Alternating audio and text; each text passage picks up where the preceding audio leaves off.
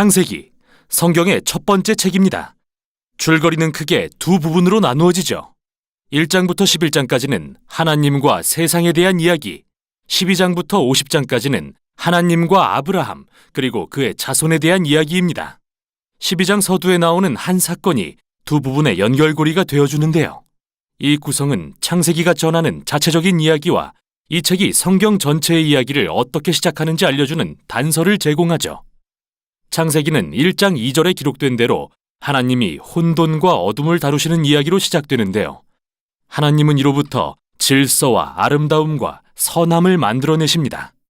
생명이 번성할 수 있는 세상으로 말이죠. 하나님은 인간, 히브리어로 아담이라고 불리는 존재를 창조하십니다. 인간을 자신의 형상대로 만들고 그분의 세계에서 이에 맞는 역할과 목적을 갖게 하십니다. 인간은 하나님의 성품을 세상에 반영하기 위해 지어진 존재이고 하나님을 대신해서 창조 세계를 다스릴 권한을 받았습니다. 즉, 세상의 모든 잠재력을 활용하고 잘 돌보아 생명이 더욱더 번성하도록 할 임무를 맡은 것이죠. 하나님은 인간에게 복을 베푸십니다. 이게 바로 창세기의 핵심이죠. 하나님은 그들에게 한 동산을 주시고 그로부터 새로운 세상을 건설해 가게 하십니다. 즉, 인간에게 세상을 어떻게 지어나갈지 선택권을 주셨다는 것이 핵심인 거죠. 선악을 알게 하는 나무가 바로 이것을 의미하는데요. 여태까지 하나님은 선과 악을 직접 가르치고 정의해 주셨지만 이제 인간에게 존엄성과 선택의 자유를 주시는 겁니다.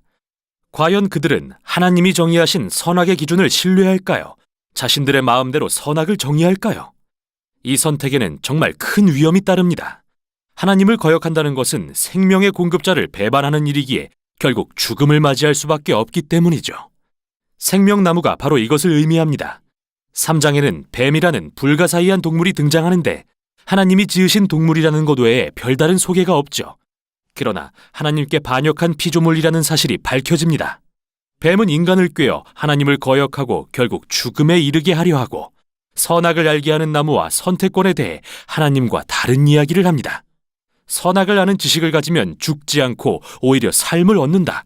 너희도 하나님처럼 될 것이라고 속이죠. 그러나 인간은 이미 하나님을 닮은 존재이기에 비극적 역설이 아닐 수 없습니다. 하나님의 형상을 드러내도록 지어졌으니까요. 그러나 인간은 결국 스스로 주인이 되기로 결정합니다. 인간이 자기 맘대로 선악을 정의한 순간 모든 이야기가 통제불능의 상태로 빠져듭니다. 첫 번째 결과는 인간관계에 나타나는데요. 남자와 여자는 자신이 얼마나 연약한지 갑자기 깨닫게 되고 서로를 신뢰할 수조차 없어지죠. 그래서 옷을 지어 입고 서로의 나체를 숨깁니다. 두 번째는 하나님과 인간 사이에 친밀감이 사라진 것입니다. 그들은 하나님의 낯을 피해 달려가 숨습니다. 하나님이 찾으시자 누가 먼저 하나님을 거역했는지 서로 탓하기 시작하죠. 바로 여기서 이 이야기는 멈추고 하나님은 뱀과 인간에게 그들의 행동이 어떤 끔찍한 결과를 가져올지 선포하십니다. 뱀에게는 지금은 승리한 것 같지만 평생 흙을 먹으며 결국 패배하게 될 것이라 하시고 어느 날 여자의 후손이 태어나 그의 머리에 치명적인 타격을 줄 것이라고 약속하십니다. 좋은 소식인 것 같지만 이 승리에 대한 대가를 치러야 합니다. 그건 뱀 역시 여자의 후손의 발꿈치를 상하게 할 것이라는 거죠. 상처 입은 승리자에 대한 매우 신비로운 약속입니다. 지금까지 흐름으로 볼 때 이는 하나님의 은혜라는 걸 알 수 있습니다. 인간이 하나님을 거역했는데 하나님은 무엇을 하시죠? 바로 그들을 구해주겠다고 하십니다. 그렇다고 인간이 선택한 결과마저 지워지는 건 아니지만요. 하나님은 이제 그들의 집, 들, 삶의 모든 영역이 슬픔과 고통으로 가득하고 거역한 결과로서 결국 죽음에 이를 거라 말씀하십니다. 여기서부터 이야기는 급격히 추락합니다. 3장부터 11장은 하나님께 거역한 결과 인간관계가 모든 수준에서 얼마나 파괴되는지 보여주는데요. 먼저 가인과 아벨 형제의 이야기입니다. 가인은 동생을 질투해서 죽이려고 합니다. 하나님은 죄의 유혹에 넘어가지 말라고 경고하시지만 결국 죄를 범하여 들에서 동생을 죽이고 말죠.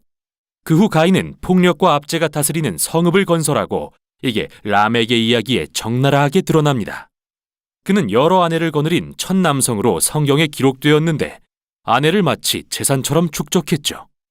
또 자신이 가인보다 훨씬 폭력적이고 복수심에 불탄다는 노래까지 불렀습니다. 그 후 하나님의 아들들에 대한 이상한 이야기가 나오는데 이들은 사악한 천사들 또는 신의 자손이라 자칭하는 고대 왕들로 알려져 있습니다. 라멕처럼 원하는 만큼 아내를 취했고 고대의 위대한 용사로 알려진 네피림을 낳았습니다.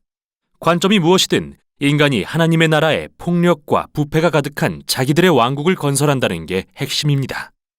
이걸 보시는 하나님은 후회하며 아파하십니다. 인류가 그분의 선한 세상을 망가뜨리고 서로를 파멸시키니 말입니다.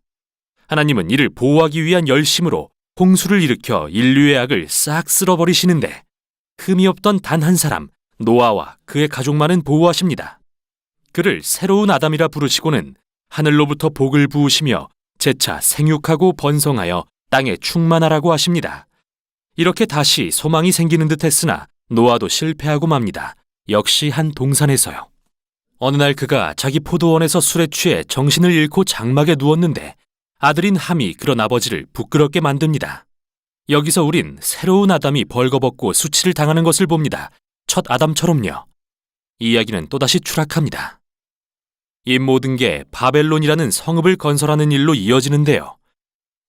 고대 메소포타미아 사람들은 벽돌을 만드는 새로운 기술을 이용해서 성읍과 탑을 이전의 어느 누구보다 크고 빠르게 짓게 되었습니다. 그들은 전에 없던 새 탑을 쌓고 꼭대기가 하늘에 닿게 하여 자신들의 이름을 알리려 합니다. 인간의 반역과 오만을 보여주는 장면이죠. 에덴 동산의 반역이 더 커진 것입니다. 하나님은 이들의 교만을 꺾고 온 지면에 흩어버리십니다. 지금까지 여러 이야기가 등장했는데 기본적으로 한 가지 공통점이 발견됩니다. 하나님은 인간에게 끊임없이 옳은 일을 할 기회를 주시지만 인간은 그걸 계속 망쳐버린다는 것이죠. 이 이야기들의 메시지는 우리가 선한 세상에 살지만 스스로 그것을 나쁘게 바꾸고 있다는 것과 선악을 마음대로 정의하기로 선택했다는 것입니다. 우리 모두가 세상에 깨어진 관계와 갈등, 폭력, 궁극적으로 죽음에 일조하고 있다는 말이죠. 그러나 소망은 있습니다. 하나님은 어느 날 여자의 후손, 상처 입은 승리자가 오셔서 악의 근원을 이길 거라 약속하셨습니다. 인류의 악함에도 불구하고 복을 베푸시고 세상을 구하기로 결정하신 하나님. 과연 하나님은 무엇을 하시려는 걸까요? 연결고리가 되는 다음 이야기에서 그 답이 공개됩니다. 여기까지 창세기 1장부터 11장이었습니다.